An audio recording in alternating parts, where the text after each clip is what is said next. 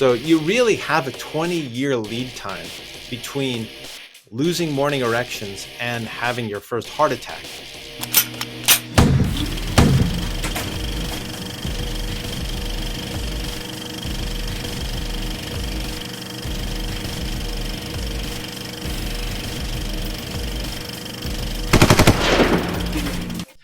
Hey folks, welcome to another episode of the Hard to Kill podcast. I'm sitting down with Dr. Judson Brandeis, and he's a urologist, and I'm going to go through his bio here, which is pretty impressive. I heard him on the Ben Azadi podcast, which I just published, depending on when you listen to this, recently, and he's a standout guest, and the knowledge that he's going to drop is pretty incredible. So just to give you a brief intro there, Doc, and then you can take it from here, but you're a board-certified urologist specializing in men's sexual, hormonal, and physical health.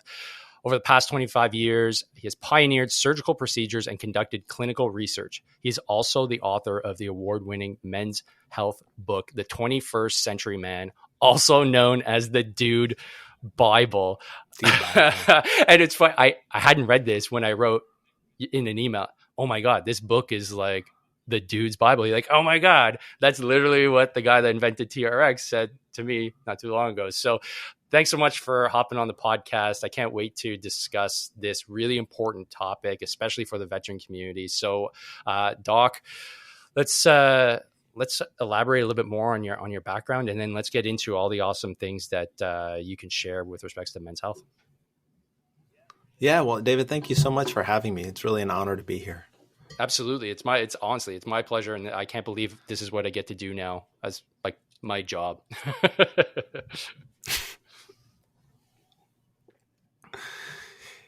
Yeah, I have an interesting background. So I went to Brown University for undergraduate and then Vanderbilt for medical school. I took a year off during medical school and did some Howard Hughes Medical Institute sponsored research at Harvard Medical School on transplantation immunology in the lab where they did the first living related kidney transplant. Then I finished up medical school. I went to UCLA for surgical residency and then urology residency. I did some really interesting outcomes research there. And then after that, I moved up to Northern California to Walnut Creek and started private practice. But I was fortunate to have jumped on the Da Vinci surgical robot really early. We had the second Da Vinci surgical robot in the country, and I helped pioneer robotic prostatectomies. Wow. I've been voted the top urologist in the San Francisco Bay Area for the past 10 years. I was chief of urology at my hospital for 10 years.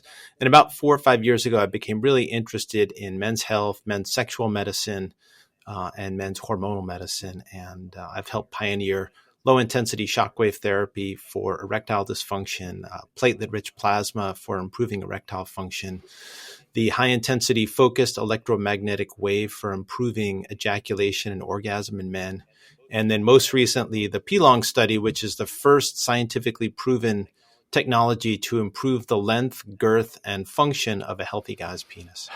You know what, Doc? I think that's a wrap. A million followers are coming right after we publish this. I don't know who's going to follow me. I couldn't wait for you to intro that. I didn't want to intro that. Be like, oh, by the way, the doc is going to tell you how to get longer and thicker. But look, this is a bunch of infantry guys just scrambling now to their podcast player to say like, oh my God, what's this all about? But you're going to have to wait till the end there, fellas. You're going to have to wait till the end. So that's a pretty impressive backstory. And when I, listened to the conversation you had with Ben Azadi, the thing that really stood out, aside from the P-Long study, was what you were talking about, erectile dysfunction and how it relates to coronary heart disease. Now, I work with predominantly men in their 40s and 50s. I'm a man in my 40s. And that rang a lot of alarm bells because I never made that correlation. So could you explain that a little bit more? We'll get right into it. What's the correlation between erectile dysfunction and coronary heart disease for men? Well, the penis is the only organ in the body that moves entirely based on blood flow, right? And so it's circulation that drives erections. And it's not something you can fake. If your circulation is declining, then the erectile hardness is going to be declining. And if you look at the Massachusetts Male Aging Study, which is the largest study of men's health ever done in the United States, 40% of men have some degree of erectile dysfunction, 50% of men in their 50s, 60% of men in their 60s, 70% of men in their 70s. So, if you're in your 40s, 2 out of 5 guys is going to have some degree of erectile dysfunction. Now, if you're in your 40s and you're in pretty good shape, you're like, I don't get that. Like, why would 40% of men in their 40s have erectile dysfunction? But, by the end of the decade, 50% of men are going to be obese in this country or super obese. 10-15% of men have type 2 diabetes. 12% of men smoke. 10 to 15% of men don't have health insurance. And so men's health in this country really is a catastrophe. 100 years ago, men lived 1 year less long than women. Now men live 5 years less long than women. Wow. And women are twice as likely to go to the doctor as men are. So really, it's erectile dysfunction is just a symptom of a larger problem, which is men don't take care of themselves, especially from a cardiovascular standpoint. We smoke, we drink too much, we eat too much, we eat crappy foods, we don't exercise as much as we should. So there you go. So all those taken in and of themselves, let's say smoking, that's bad long term, but they would all compound themselves because assuming you're a smoker, you may likely have obesity as well, and you may likely not be exercising. But even smoking just as it is contains certain toxins, which when they're in blood vessels cause trauma or poison the inside of blood vessels called the endothelium and cause that endothelial injury, which then leads to a cascade of events, which causes plaque deposition, cholesterol deposition on arteries. Now, the thing is, coronary arteries are 3 to 4 millimeters, but the arteries to the penis are 1 or 2 millimeters. Oh. And the coronary arteries are the first thing in the body that gets blood. The penis is the last thing in the body that gets blood. So, of course, what's going to get blocked first? The 1 or 2 millimeter arteries that go to the penis. So the way it usually happens is, you're 20 years old, you're, in the Army, you're strong, you're working out. Every morning you wake up, you're at full mast. Right? Sometime in It's embarrassing. It's embarrassing when you're waking up 40s. with a bunch of guys. It's embarrassing. Yeah. Like, damn it. There you go. Kind of roll back over. Sometime in your 30s or 40s or 50s, you'll lose the frequency of morning erections. Now, how come? Really, it's a function of your circulatory system isn't working like it used to. May also be related a little bit to testosterone as that goes down also, but in general, it's a circulatory issue. And so that's your first warning sign. 10 years after you lose morning erections, you'll lose erections when you want to get them. Wow. Right? So you got about a 10-year warning sign. Like if you don't do something about it, you're going to need Viagra, Cialis, Levitra, those kind of things. And then if you ignore that, right, if you're like, well, I'm going to go on Blue Chew or I'm going to go on Hims and I'm going to order some Viagra and everything's going to be fine. 10 years after that, you might have a heart attack or a stroke or, need angioplasty or heart surgery. So you really have a 20-year lead time between losing morning erections and having your first heart attack. Whoa. To do something about it. Whoa. Okay. Aside from it being hilarious and talking about it with your boys, that's a serious health concern. I didn't think it was that serious.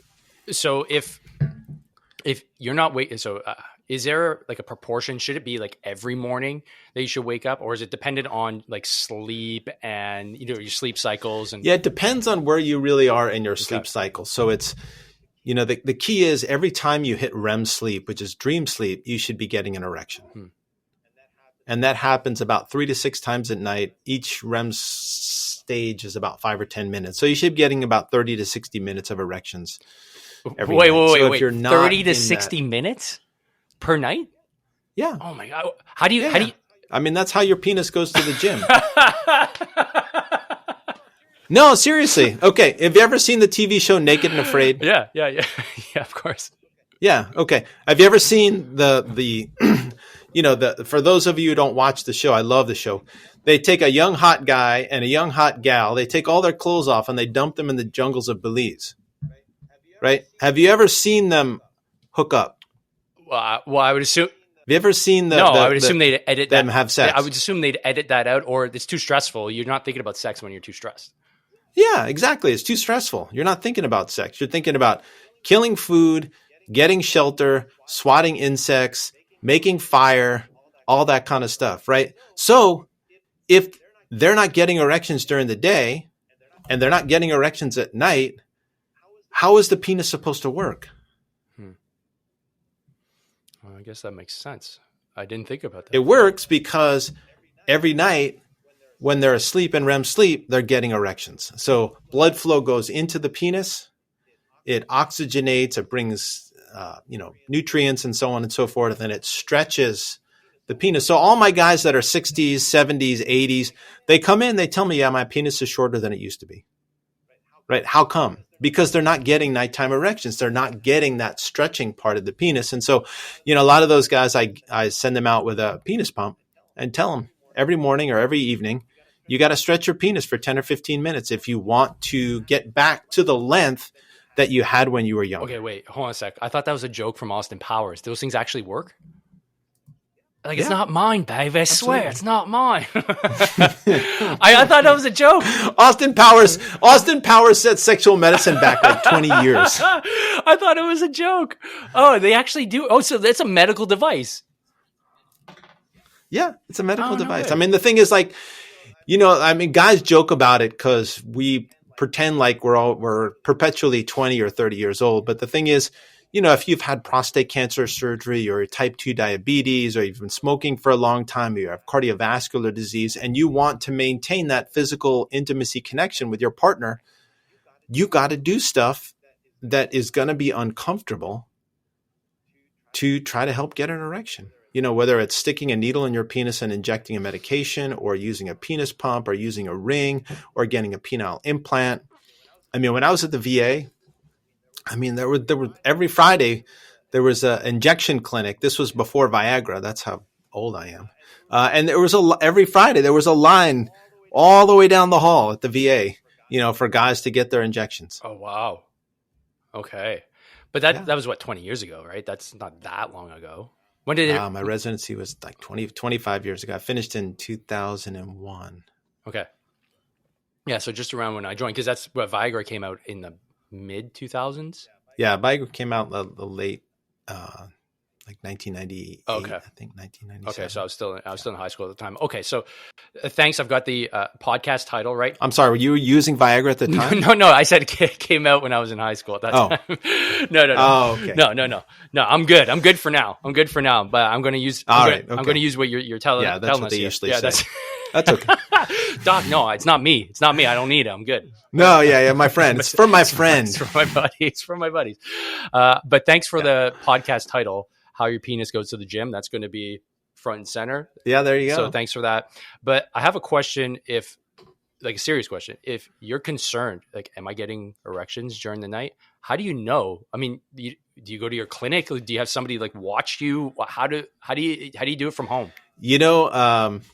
I just got, I get all sorts of crazy devices. I'm sure people in your community send you stuff, but in my community, I get all sorts of interesting stuff. So I just got a penis ring from a company called FirmTech that has a biometric monitor in it. So you can monitor nighttime blood flow, and it Bluetooths to your iPhone. That is amazing. It's like an aura ring for your penis. Yeah, there you go. Exactly. They're going to be billionaires. Yeah, FirmTech. I'm going to ask them for an affiliate link. Yeah, you definitely should. Firm Absolutely. tech. Got it down. Okay. Yeah, actually, if you send me an email, I know the CEO. Okay. There we go. Thank you.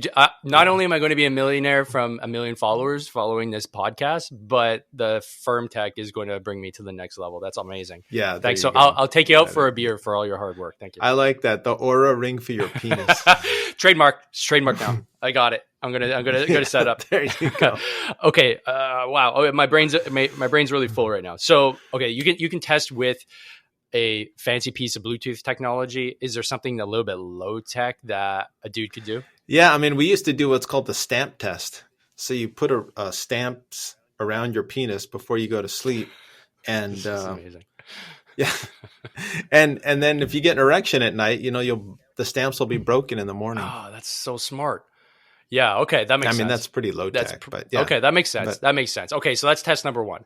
Well, first one is, hey, I don't think it's working properly. When I wake up in the morning, I don't have an erection, or I haven't noticed an erection, and I think I'm sleeping okay over the last few days, I imagine would be like a sizable sample size of days. And then from there, do the stamp test or get the Oura ring for your penis.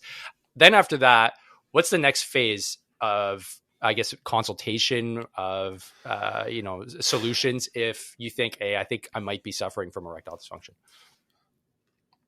Yeah. I mean, what I talk about with my patients in the office, really, first and foremost, are things that you can do physically. Like when I go on podcasts, I can tell you how to become healthier than 95% of people in 10 seconds. Okay. Can you do it right now? Are you interested? Yeah, absolutely. Yeah. Yeah. Don't drink. Don't smoke. Don't do drugs. Don't eat too much. Exercise every day. Stretch. Meditate. Make sure you get good sleep and be nice to other people. It sounds like this might be a book. Is this written down somewhere? If I read another book, my wife's going to kill me. I'm one and done. You could write the book, or someone out there that's really smart, please write that book. I think it really needs to. I mean, that's what the 21st century man really is. In a nutshell, is all those things. But there are 60 physicians and men's health experts that really dive down into each of those subjects, because it's easy to say those things, but it's a lot harder to do when you get right down to it. Okay, so to kind of, but in order to improve erectile function, smoking, no one should smoke. I mean, let's be honest. Drinking really is three things. It's a depressant. That's the class of drug it is. It is responsible for most of the stupid things that we do in life are done under the influence of alcohol, and it's empty calories. So I don't know if you remember, you're probably old enough to remember Animal House. Yeah, of course. Remember the scene where they go in front of the dean, and the dean says, "Drunk, fat, and stupid is no way to go through life, son." Yeah. I mean, that's what alcohol does for you, is it makes you drunk, fat, and stupid. But it's so ingrained as part of our society that a lot of people drink. But so modulating drinking, not smoking, eating right. I always recommend high protein, low carb diet with high fiber and healthy fats. Yeah, that's you don't have to do keto. You don't have to do fasting. You have to do all that stuff. Just eat a lot of protein and eat less carbs and eat fiber so that you don't get constipated. And if you want fats, don't eat a bowl of ice cream. Have some nuts. Yeah. Right. It's simple. Yeah. It doesn't have to be that hard. I mean, the penis has to be that hard, but the diet doesn't have to be that hard. Knocked it out of the park on that one. Yeah. And then exercise, don't do all weightlifting. Don't do all cardio. Mix it up between cardio and weightlifting. And you'll get into good cardiovascular condition, which is what you need to fill the penis with blood so that you block the exit of blood from the penis, right? So the way I explain this to patients is my job when people come into the office with erectile dysfunction is to do things to increase blood pressure in the penis. And as blood pressure increases in the penis, there's an artery on the inner part of the erectile body that pumps blood in under pressure. And as the erectile bodies increase in size, there are veins that are taking blood out of the penis that get blocked because veins are low pressure. Arteries are 120/80. Veins are like 6 or 7. So it's easy to block a vein, right? So like when you're in the infantry and someone gets shot in the leg, if it's a venous bleed, you can just put your finger on it. No problem. It'll stop after a couple minutes. But if it's an arterial bleed, that's a whole different beast. You got to put a tourniquet on it because it's pumping under pressure, right? So what we're doing is just trying to block the venous return by increasing the arterial pressure. Okay. So anything that you can do to increase arterial pressure. So for example, I have guys in their 50s that complain, well, at the end, if I have sex in the morning, I'm great. If I have sex at 10 o'clock at night, it doesn't work. And I'm like, well, okay, if you're playing the club, basketball championships, are you going to go out and have a big meal, 3 or 4 glasses of wine, and play the club championship at 11 o'clock at night? Or are you going to play in the morning? You're going to be well hydrated. You're going to be well rested. Well, of course, you're going to play in the morning and you're going to be well rested. Well, erectile function is a physical act. It's a physical act of pushing blood pressure into the penis. So, of course, it's going to respond better when you're not dehydrated. You're not physically depleted. Now, when you're 20, it doesn't really matter. You can be out all night partying, whatever, but 12 beers eventually in, those things are going to catch up. Yeah. Eventually those things are going to catch up with you. And what you don't want is your 60-year-old self saying, I wish my 30-year-old self had taken better care of us, because at 60, I'm fat. I got type 2 diabetes. I'm hooked on alcohol. I'm hooked on cigarettes. I can't find my way to the gym, right?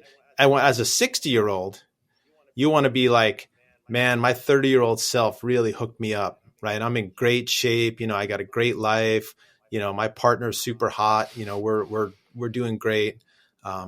You want to be reminiscing about how cool your 30-year-old self was. That's cool. That's a really cool analogy. For somebody who is experiencing erectile dysfunction, if I understand correctly, it's reversible if it hasn't gone too far where you wouldn't need medical intervention. It would just be lifestyle changes applied consistently over time, and then you would see an improvement. Is that general rule of thumb? Yeah, absolutely. I mean, the thing is, I'm a doctor, right? And I understand the pressures of doctors. And when someone comes in to see us as a doctor, the easiest thing for us to do is to give you a pill, right? You got erectile dysfunction. Oh, here's Viagra. Here's Cialis. It's cheap. I'm sure the VA buys it in lots of 7 million. So here, take the pill. Go get an erection, or you go on to Get Roman or Hims and you get pills, whatever, from some online doctor. But that's a lost opportunity. You got to understand what is going on physiologically inside of you now that you need that medication. It should be a wake-up call that it's time to change the way you're taking care of yourself. Your goal should be, I don't need those medications, or at least I don't need them till I'm 50 or 60 or 70 years old, because I take good care of myself. And that rolls out to other aspects of your life also. But I mean, the bedroom obviously is an important place for that to have beneficial effects. Yeah. Beyond that, right? So I have a supplement called Affirm, which is a nitric oxide booster. So when I was at UCLA, my professors won the Nobel Prize for discovering nitric oxide as a second messenger. What nitric oxide does is it helps blood vessels open up. And so it's a natural way of improving circulation all throughout your body. So athletes use nitric oxide boosters. People use it for cognition. People use it for blood pressure. People use it to increase blood pressure to the penis. And then what nitric oxide does is it increases a molecule called cyclic GMP, cGMP. So you said you were a biochemist at one point, right? So you probably know what cGMP is. Now there's a whole other class of enzymes called the phosphodiesterase enzymes, the PDE enzymes. And what they do is they break down cGMP into an inactive form. And the miracle of Viagra, which the mechanism of action was discovered by some of my professors at UCLA, is that it blocks a PDE enzyme called PDE5 that's specific to the penis. So first of all, you have to have enough cGMP.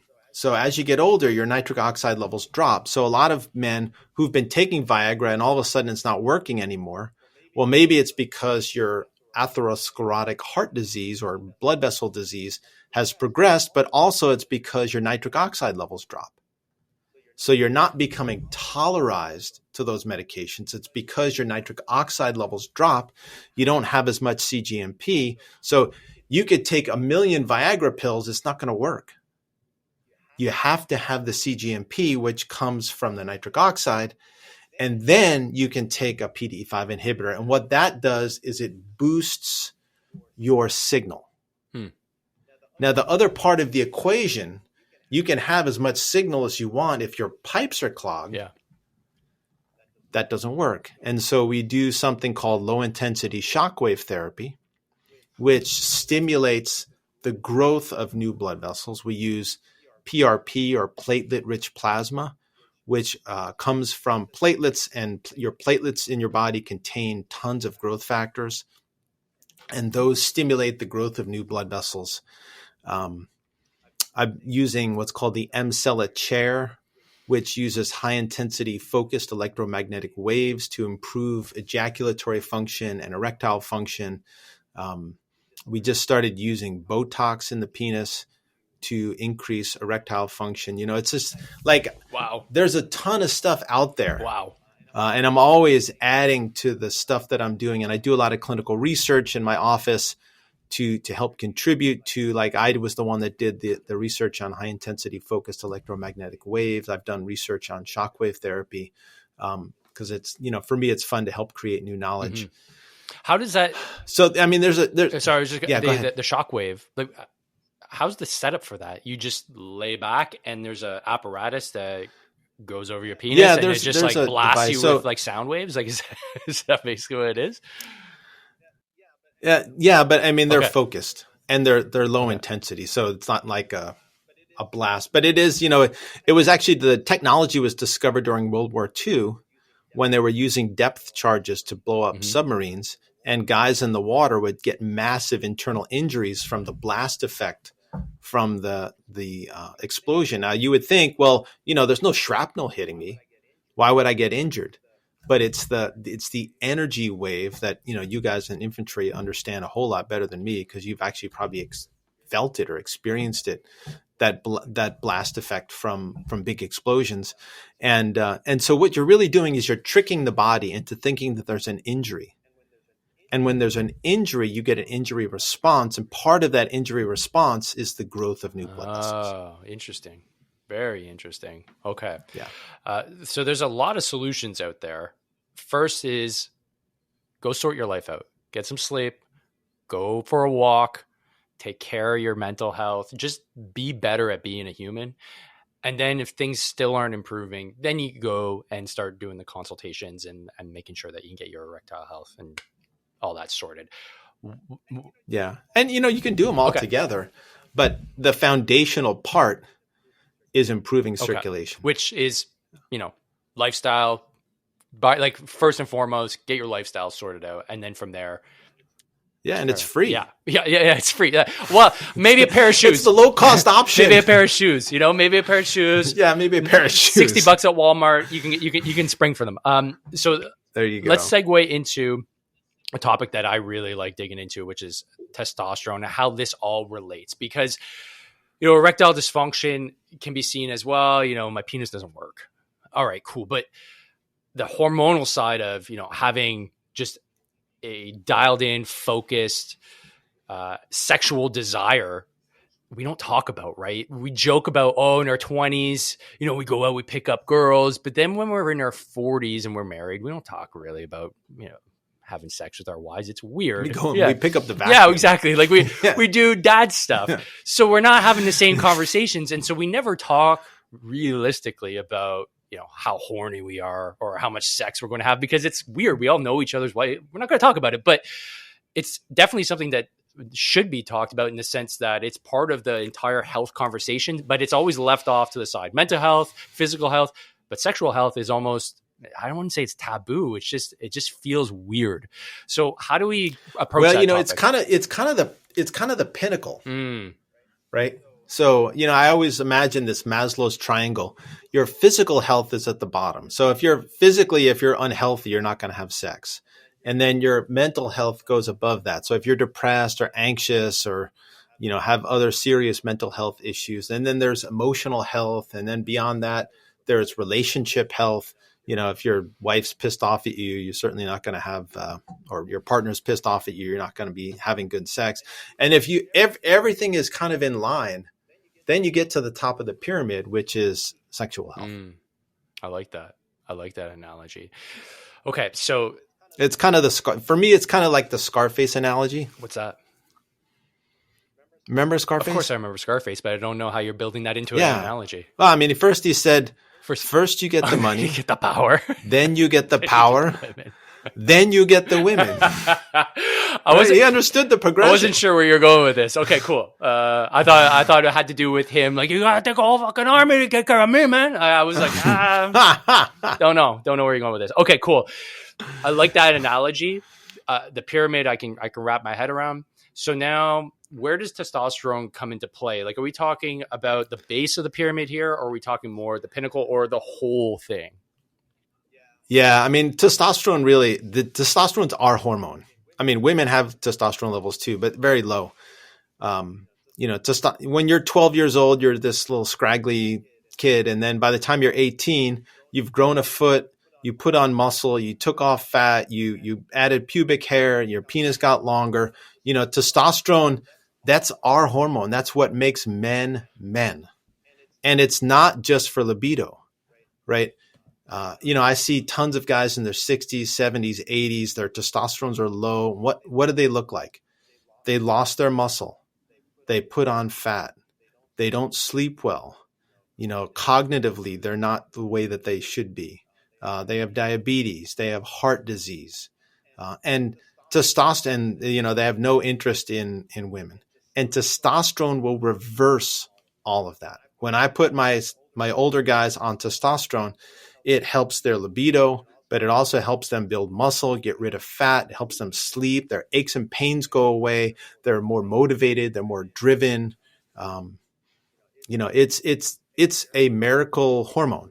It's not a drug, right? People think it's a drug. It's not a drug. It's a hormone. And there's no variability in response, right? If you have a bat and two balls, you're going to respond to testosterone. It's just the way it is, right? Now, the issue is most physicians don't understand the level that you need to get to improve a man's performance. Most urologists, if you go to them, and even when I was just kind of a regular general urologist, I would try to get men into like the 500 or 600 range. But what I found really is you have to go super physiologic, meaning that when you're 20 years old, your testosterone's 900, right? When you're older, you got to get these guys into the 1,000 to 1,200 range. Oh, wow. Okay. Right? Because the thing is, it's like putting high octane gas in a car. If you put high octane gas in a new car, you're going to get amazing performance. If you put high octane gas in a 60-year-old car or 70-year-old car, you're going to get better performance, but you're not going to get optimal performance. And that's where, the knock against testosterone comes, is that you'd be so amazed. I have these like little old guys and they're like, am I going to go and beat someone up at a bar? Yes, like, you are. Melvin, no, you're not going to beat someone up at a bar. Morty, you're good, bro. You'll be fine. Yeah. Mortimer, don't worry about it. But the thing is, like, if you're playing football against a bunch of other young guys whose testosterones are naturally at 1,000, then your testosterone has to get to 2,000 or 2,500 or 3,000. And then, in that situation, yeah, I mean, you become too aggressive. Are we talking nanograms per deciliter here? In Yes. In units? Okay. Yeah, because Yeah. that's wild. Because I had my testosterone tested because I like to know what my testosterone levels are, and I was Yeah. my free testosterone was just scraping like the bottom of the barrel, and I was kind of surprised because I notice I'm getting stronger. I've put on muscle mass, and from what I understood, that wouldn't really. I feel fine. I'm sleeping well. I have sex. I just don't feel like I would be on the low end because I was touching like the 300 nanogram level, like just below. And I thought, oh, well, I guess I'm low. And I did a podcast about it. I was like, oh, I think I have low testosterone. So how would I even like, how would I go to the next step without having to do TRT Yeah. to improve that? Because I thought I was doing everything right. Yeah, exactly. Well, okay. So a couple things. First of all, replacing testosterone is a function of two things. One, it's a number, but the other thing is clinical. I will never replace to someone's testosterone, even if it's 150 or 200. If they tell me, listen, I'm super happy, I'm in shape, I build muscle, I'm not overweight, my libido is fine. Great, sounds like your life's good. I wouldn't touch it. Um, but if your testosterone is, say, below 500 for sure, especially below 300, and you have symptoms of low testosterone, then it's very appropriate to replace testosterone. Now, you can't take testosterone as a pill, right? It gets broken down by the liver, and in extreme cases can even cause liver cancer. So you can take a supplement. So I actually have a supplement called Support, which is DHEA, which is a testosterone precursor. It's DIM, which blocks the conversion of testosterone into estrogen. And it's Tonkat Ali, which binds to sex hormone binding globulin and increases free testosterone, right? So you can go to affirmscience.com and purchase that supplement. But even that will only boost your testosterone about 15%. Okay. So if you're at 300, 15% of 300 is 45. like what, 45. So you get to 345, which, is not a huge number. So if you have symptoms of low testosterone and you have low testosterone, then it's appropriate to replace testosterone. But before I get into that, I want to talk for a second about what free testosterone is, because you brought up a really important point. So glands in the body make fluids, make hormones, those kind of things. And some will actually store those. So like the liver makes bile, it's stored in the bile duct. When you eat a meal that's high in fat, the bile duct will contract and send fats into the intestine where it emulsifies fats, right? But the testicle is different. When you make testosterone, it just gets released into the bloodstream. And the way your body stores testosterone is it binds it to a protein. So either albumin or, more commonly, sex hormone binding globulin, SHBG, right? And so about 1 to 3% of testosterone is free, and the rest of it is bound. That's why even if you have fluctuations in how much testosterone you make on a daily basis, it shouldn't really affect how much testosterone is free or really in the system. And so that's what you really live on. And so it's important when you check a testosterone, not only to check a total testosterone, but check a free testosterone. Mm-hmm. Yeah, that makes a lot of sense. That makes sense. I got that tested as well, Yeah. the SHBG, just to see like is everything in normal ranges. And the funny thing was that was the marker that I had concern with my doctor, but my doctor had no concern with it. He was more concerned that my LDL cholesterol was slightly below the kind of warning side of the scale. And I said, well, I don't know, man. Like he was like, oh, maybe we should consider a statin. But from what I understand, if just to go on that tangent a little bit, if we're looking at good health and ensuring that a man is tracking in the right direction, especially hormonally, to prescribe a statin to somebody like myself who's 40 years old, I just did the Ironman, I train 6 days a week, more or less, that wouldn't be a wise decision. And I don't want to get into like you consulting me as a doctor, but just for those that are listening, just so they can go to the doctor with a armed with the proper questions and a right frame of mind. Doctors are very quick to prescribe statins for LDL, but doesn't that have an effect on overall testosterone and hormonal function at the end of the day? Well, okay, so testosterone are part of a class of hormones called steroid hormones or 27 carbon steroids that start as cholesterol, right? So cholesterol is broken down and chemically altered in the body to make mineralocorticoids. So I order a lot of what are called heart calcium scores on my patients. So that's a 1 minute CAT scan of your heart to look at how much calcium is actually in your heart. And calcium can correlate with cardiovascular disease or blockage of the coronary arteries. And so, like I have a family history of heart disease. When I was 55, I got a heart calcium score. My calcium score was 0. And so I'm not that concerned about the possibility of heart disease.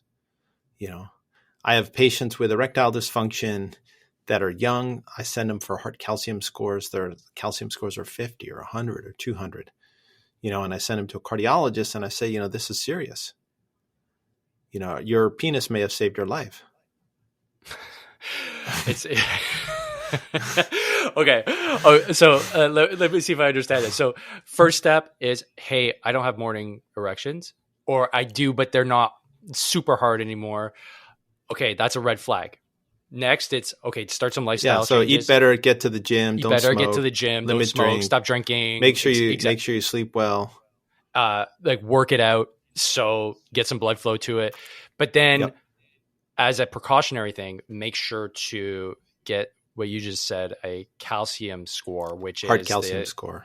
Okay, so I got turned on to this by another doctor, Dr. Philip Avadia. He's like, definitely go and get these checked out, because a lot of times doctors don't prescribe, don't issue them, or whatever you guys use the term to go get it done. But definitely it's a good way to understand if there's anything in your coronary arteries before it turns into something serious. So with that being said, you said 50 to 100. What should a guy be looking for a score? It should be 0. Half the people, it should be 0. Okay. And then there are norms. So you can look at norms for, in the lower quartile, the middle quartile, the upper quartile. But it should be 0. Okay. If you're doing things right. Okay. And does testosterone and low testosterone have any effects, or does it result in higher rates of coronary heart disease? Is that a concern? Lower rates. Really? So wait, higher testosterone is really heart healthy. So higher testosterone levels means lower risk of coronary heart disease. Exactly. Oh, really? Think about when your testosterone's highest, when you're 20. Do you have heart disease? No, not that I know of. I don't know anybody that had. The thing is, even a lot of people think, oh, testosterone, doesn't it cause prostate cancer? No. Let me be very clear. Testosterone does not cause prostate cancer. And in fact, at an age when your testosterone levels are lowest, that's when you're most likely to get prostate cancer. And when they look at men who are 65 with high testosterone versus low testosterone, the guys with lower testosterone are more likely to have prostate cancer. So, testosterone is a normal hormone that drops because you're getting older, and a lot of stuff is happening when you're getting older. You drop human growth hormone, IGF-1, nitric oxide. A lot of stuff winds down, including testosterone, but testosterone is a relatively easy thing to replace, and it has very dramatic beneficial effects on health. Okay. So all the things that we just mentioned earlier, like going to the gym, eating well, they all help improve testosterone levels naturally as well, correct? Yeah, absolutely. So, if people are interested, I wrote a bunch of ebooks, free ebooks on my website, which is brandeismd.com. And so I wrote one about testosterone. I wrote one on testosterone levels. And then I wrote one on performance enhancing drugs. So, a lot of guys I see a lot of guys in law enforcement and fire, military, a lot of guys are on testosterone, on steroids. Mm-hmm. But you got to understand what you're doing, right? It's not a trivial thing. And, there's so much like bro science and guys getting stuff from Mexico and from gym bros. And I have patients who made themselves infertile for life. Oh. I have guys that have erectile dysfunction for life. from DECA, right? There's this thing called DECA dick, Yeah. right? I have patients that messed up their livers. I have patients that have messed up their hormonal axis and they're on testosterone for the rest of their life because they knocked out their pituitary or they knocked out their testicles, right? So you got to understand what you're doing. There are ways to do this that are safe, even safe for fertility, safe for the liver, safe for long-term production of testosterone, but you have to understand the science. And it's complicated, but it's not that complicated. And the sad thing is there are all these online pharmacies where you can get testosterone for, putting your name, birth date, and credit card number in, that don't care about you. No. They just care about your money. They just want your money. They'll put you on testosterone. They'll never see you. They'll never look you in the eye. And then you do something without realizing the repercussions of it. And it's too late. Mm-hmm. Yeah. So the important thing is to educate yourself about testosterone, and testosterone as a society is declining, right? So testosterone levels now are like 30% less than they were 30 or 40 years ago. And that's because we eat like crap and we sit in front of computers all day. And we're not stimulating our body to produce more testosterone. Right? Your body's like, well, why do I need to make testosterone? I'm not going out and killing a buffalo. I'm not going out and conquering conquering the Germanic buffalo, tribes. I'm not going out. Yeah, if you're going out and killing a buffalo, you need a testosterone of 1,000. But if you're spending your day on the computer doing whatever you typically do, especially if that computer sits in your lap, filling out TPS reports, heat. Yeah, heat isn't good for the testicles and testosterone and sperm production. So that's a real thing. Then your body's like, that's not an urban myth. Like, get the laptop off your crotch. That's why your testicles are outside of your body. Sperm production takes place best at 97.1 degrees and your body is 98.6 degrees. Right? And if you're in cold water, where do your testicles go? Up. Right? They want to go towards the heat. And if you're in a sauna, where do your testicles go? Down by your ankles, right? Because they're like, well, it's too hot up there. I got to get away from the heat. That's poor old Morty. Morty's balls go real low. Yeah, there you go. It's like a yo-yo. Yeah. Okay, so I was going to ask you, what's your take on declining testosterone levels, but you already hit it. It's just, from what you can see, it's our lack of ability to just go out and get after it as men, where we don't have the same struggle that normally would have bumped up testosterone levels, like hunting and just protecting the family. That's an interesting take. That was my take too, that we don't struggle hard enough. We physically don't struggle against anything, which is one of the best ways to stimulate some more testosterone, like doing some heavy deadlifts. I was watching it's amazing. Yeah. I was watching a nature video the other day and they were talking about this cheetah, right? Cheetahs on average kill an animal, like one animal a day. Oh yeah. That's a lot. That's like killing 365 animals in a year. Right? You need a lot of testosterone if you're going to kill an animal a day. Yeah. Yeah, for sure. Guys are like, oh, dude, I'm totally killing it. No, you're not killing it because you're not killing animals because animals don't like to be killed. Right? So you don't need that much testosterone. Okay, that makes a lot more sense, and the volume isn't quite there either. And one thing that I've noticed too, and I like looking at ancient Greek philosophy and Stoics, and I appreciate their philosophy. But when I look at their statues, when I look at their representations, they're always ripped and they're old. There's no statues of Stoics or philosophers from ancient Greece or Rome that are flabby and fat. So for me, that tells me something, that either everybody that was doing the artistic impression of these individuals was lying and they're just making these statues to make them look better, or individuals in their 60s and 70s were still jacked across the board. And so what happened? I have a different answer for you. Okay, go ahead. I'm curious.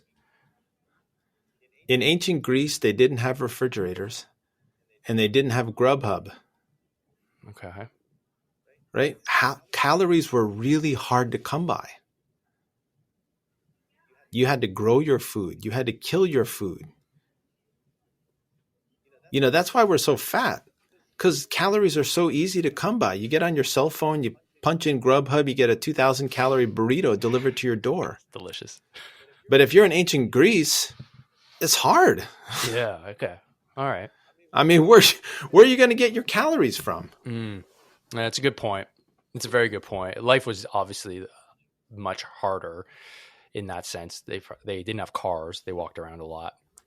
So it's just, for me, that's like the standard to achieve. I want to be 60 years old and look shredded. I'm not shredded now, but I want to maintain, like you said, like in my 30s, I want to look back from my 60s and be like, dude, thanks for taking care of me. And I wanted to go and touch on the P-long study, because this is what dudes have been waiting for. So we've tackled the topic of erectile dysfunction. We've looked at testosterone levels. We've come up with a simple protocol. Now let's get into the heart of, or the long and thick of it, one might say, of your P-long study, and why you went so far as to create an actual study, not something that some bro on the internet's talking about. Like, you're an actual doctor and you actually had a peer-reviewed study that has shown, and I'll let you take the rest from there. Yeah, well, I mean, so first of all, I want to start with the disclaimer. The two disclaimers. One, the first is I could care less how long guys' penises are. And the second is that I'm not encouraging men to grow their penis or to try to grow their penis, right? But as a urologist and a sexual medicine expert, I see the end result of when this goes badly. So guys that get fat transfers and have kind of squishy what I call a pig in a blanket penis. I don't know what that is. Or what is that? Well, you've eaten pig in a blanket. No, right? But what's the fat transfer? Oh, guys get fat sucked out of them, and then the fat gets processed, and then they have people that inject the fat under the skin but above the erectile bodies to increase the girth of the penis. Oh, wow. I didn't know that was a thing. Okay. Yeah. Okay. Yeah. And some guys get fillers, like the same fillers that people put in their faces and lips. You can get that injected into the penis. Or there are surgeries where you cut suspensory ligament to have the penis hang lower, or there's even now a cosmetic silicone implant to increase the girth of the penis, right? And so I've seen disasters from all of those things. But guys we're guys, we're not that smart. I mean,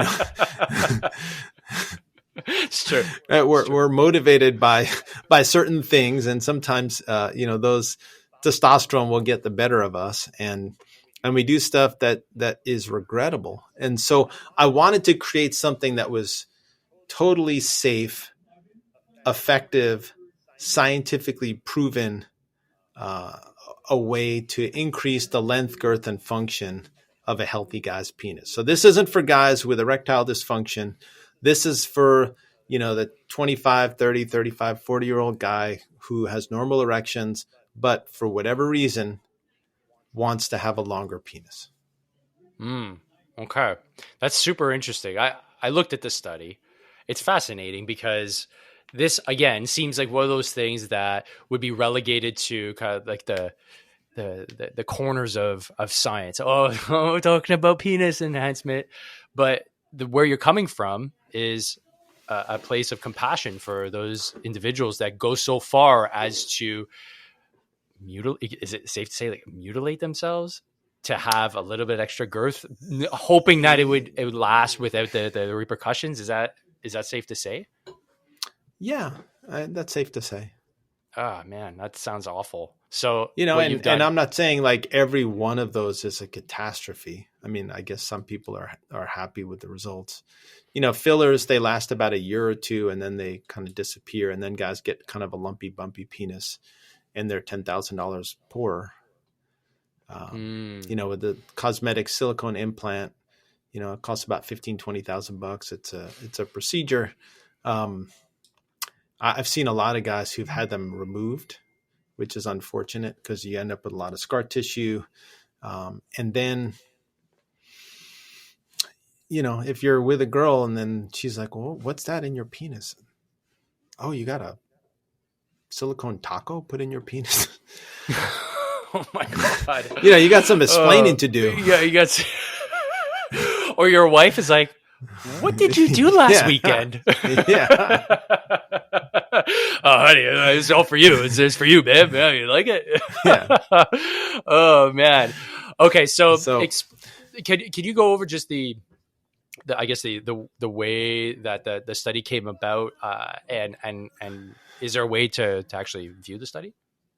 Yeah. If you go to p-long.com, there's a whole website dedicated to the study. I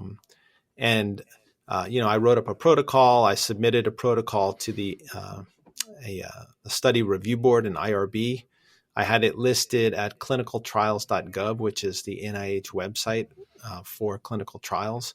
And then when I had the results, I wrote the results up. I submitted it to the International Society of Sexual Medicine meeting, which is a meeting of like all crazy doctors like me that do research in this field.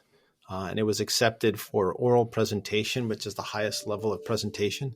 And I presented it to my colleagues. And now I'm writing it up as a paper to be published in a reviewed journal. That's amazing. So for those individuals that are hardcore Hard to Kill podcast followers, we're going to take a portion of this conversation and throw it on Patreon. And the good doctor is going to explain step by step how he goes through his P-long protocol. So stay tuned. If you want to get on Patreon, head over. You'll see it in the link. That's fascinating. So what can an average dude expect by doing this protocol in? Yeah. So on average, our guys got 0.8 of an inch. 0.8 inches of length and almost a half an inch of girth. And also they all improved in function. So by definition, they had normal erections, but guys know when things work a little bit better than they did before. Wait, almost an entire inch longer, and how much? A quarter inch in girth? About a half an inch of girth. That's incredible. Of girth. Yeah. Yeah. And this is the average. So there was guys that had average. Much better. Yeah, I admit one guy almost got 1.5 inches of length. Holy, oh my God. Yeah. 1.5 inches. Wow. Yeah, I mean, he told me, he's like, dude, I got to stop. I'm like, what do you mean? I was like, you're my prized specimen.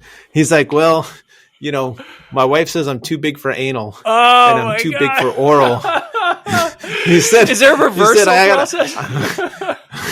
He said, I got to keep one orifice in play. Oh my God. 1.5 inches. That's incredible. Wow. You just changed the entire community here at the Hard to Kill podcast. My listenership is going to go down because nobody's going to be listening to this podcast anymore. They're like, okay, Dave, thanks, man. I'm done. I'm done. I'm doing my P-long protocol. That's incredible. There that's a legacy I mean, the good project. thing is, yeah, I mean, it's totally safe. Mm-hmm. In the 32 patients that were in my study, no one got any pain, any black and blue, any long-term problems, any short-term problems, right? So it's not like some of those other treatment modalities where you get scar tissue or you get a funny-looking penis. You don't get the pencil penis you get from just pure traction. You don't get the pig in the blanket penis you get from fillers or from fat transfers. You get a normal looking penis that works better, that's longer, and that has more girth. I mean, the thing is, like, if you're looking for something to do overnight that doesn't improve erections, that's expensive, that has some potential side effects, there are things out there, but I mean, it takes a little bit of work, but it's safe. It works. Wow. That's incredible. I just wanted to highlight, I meant to do it at the beginning, but my shirt, I know you couldn't see it, but I don't know if you can read it there. It's a little blurry. Just the tip is just the tip. There you go. And it's got a 5.56 round there. That's Nick from Corporal for Life Apparel here in Canada. So it came right on time. So I wanted to highlight that because it was perfect for this conversation. And nice. The amount of value in this last hour and a bit has been mind blowing. Well, I'm going to send you a P-Long t-shirt. Oh my God. I need it. You can walk around with, like, do you have like graduate? Like, can you graduate? Yeah. P-Long graduate. There you go. I want a patch. I want everything. I want all the kit. I'll have to work on that. Oh man. I'll have to get maybe some P-Long condoms, like there's so much you can do. Extra with the large, extra large, and triple extra large. It's like Magnum, no P-Long. People are like, what's this P-Long in the grocery? Grocery, you don't get them in a grocery store, in a pharmacy. Yeah, maybe they'll be in a grocery store. I don't know. It'll be so common by then. This has been incredible, man. Thanks so much for sharing all of your knowledge, or a portion of the knowledge that you have. Obviously, you can go deep on.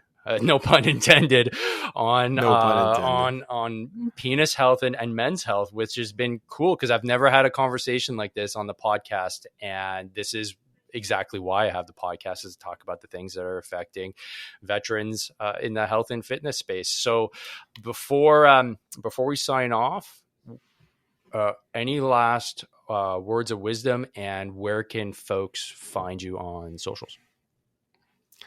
Yeah, I'm pretty easily findable. So go to brandeismd.com, brandeismd.com.